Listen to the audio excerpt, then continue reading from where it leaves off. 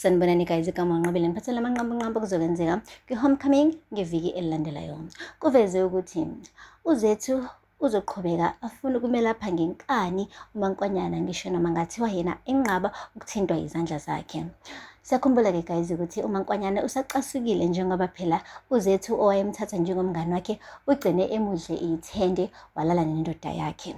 Kanti-ke siyakhumbula ukuthi uZethu uze wabaleka wahamba waya le Johannesburg wafuna ukuyofundela ukuba yi-surgeon ngoba nakhe balekela ngisho amacala akhe washiye wenzile lapha esigodini sesiya ukhambeni. Njengoba esebuyile-ke ubuye kambi ngoba kunalesi sifo lesi siqubukile, abantu bakhishwa izisu, abantu bayaphalaza, abantu nje kubi komapeketwana. Naye-ke uMaNkwanyana uzogcina ephuzeke amanzi angahlanzekile wagcina esegula. Uthemeya-ke eklinikhi wafica uZethu phela njengodokotela wakhona, kwaphoqa ukuthi alashwe uyena ngisho emnyanyela ukufa.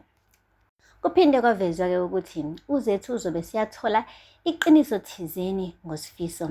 Abacacisanga-ke guys ukuthi liphi lelo qiniso, kodwa uma ngikhumbula kahle wake waphatheka kabuhlungu uMaNkwanyana ukuthola ukuthi uZethu kahle kahle uyintombi ekhethwe abantu abaphansi bakwaKubheka. Okusho khona ukuthi uMaNkwanyana wakhethwa njengoba ethandwa uSifiso, hhayi ngoba nakho akhethwa abantu laba phela-ke abaphethe uSifiso. Okwenza ukuthi inhliziyo yakhe ibuhlungu kakhulu ngoba uzubona sengathi akasiyena umakoti ngokuphelele walaphaya kaKubheka.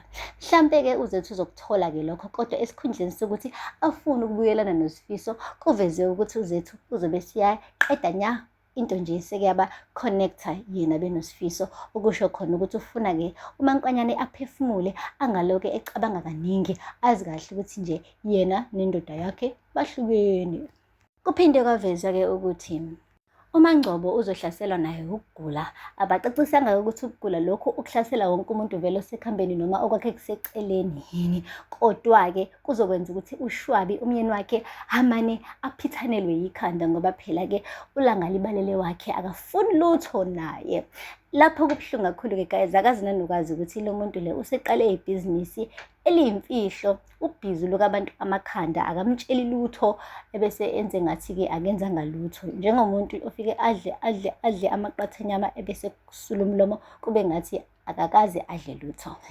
Kuphinde kwavezwa-ke ukuthi yena kanye-ke futhi lo maNgcobo uzobe siyalingeka guys kuleli viki elilandelayo, agcine-ke eseyibona eselala noNgaraji. Guys, kwaze kwanzima. Cabanga ngoba uNgaraji phela-ke usebenzela yena uShwabi. Shwabi ubhosi wakhe, Shwabi umyeni wakhe uMaNgcobo. Mhla ethola lokhu, ngoba phela kuthiwa akukho kwenzeke ebumnyameni okungaveli ekukhanyeni, kuyobanjani guys? Uyohlaba umuntu nenhlamvu uShwabi aqede lapho. Ngathi nje unenhliziyo yokuthi nje ahlaphaze uMaNgcobo aphinde ahlaphaze naye uNgaraji abese ayihlaphaza naye uqobo lwakhe, noma-ke ahambe enikele laphaya kuSifiso emaphoyiseni masiqeda ukwenza lokho, cause ngathi nje uyindoda nje nesikhwele guys, ngathi akasiyena nje umuntu omane axolele kalula, especially esemenzela izinto ey'nkulu kangaka uMaNgcobo nje. Yo, hhayi impela mewukuthi akubamba lokhu akwenzile uMaNgcobo kuyena, I am sure i-revenge izoba worse than ukuthi nje athi lalela nkosikazi ngiyadivosa. Ngathi uzokwenza worse than that guys. Aphela lapho-ke amanqampunqampu e-homecoming. Ngingakhohlwa nakulendela amazibela azoqala ngeviki elilandelayo ngoMsombuluko kuze kube uLwesithathu. Ngingakhohlwa nakusubscribe and like and comment. Until next time, bye. Sanibonani guys, igama ngiqabile niphathele amanqampunqampu kuzokwenzeka kwi-homecoming ngeviki elilandelayo.